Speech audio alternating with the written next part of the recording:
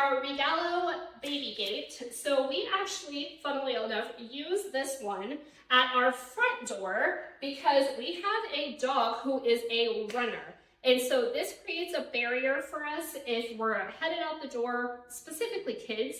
We can go in here, close the gate.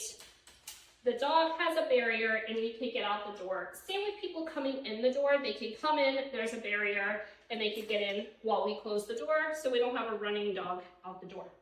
Now, we have used this actually for several years in different places, and so I want to show you the versatility of it. You can actually change out these panels. You can use it straight, you can use it curved, and you can add and remove panels to it to make it as big or as small as you need. So let's look close up.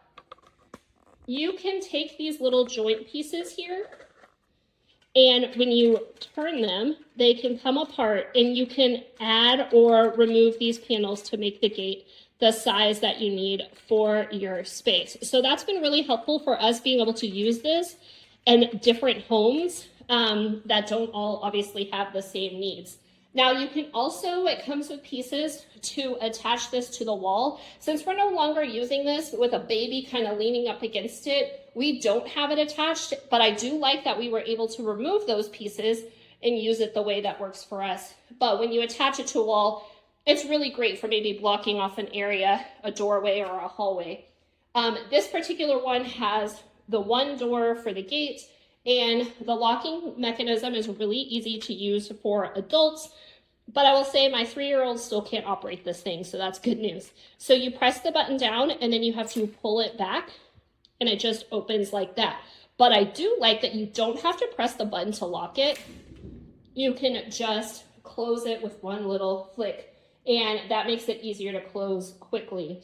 Now they've done a really good job of trying to make sure there are very limited spots where babies can pinch fingers, or adults. So if you look at the hinge here of the door, it's not right up against this part. So fingers are in here, they are not getting pinched.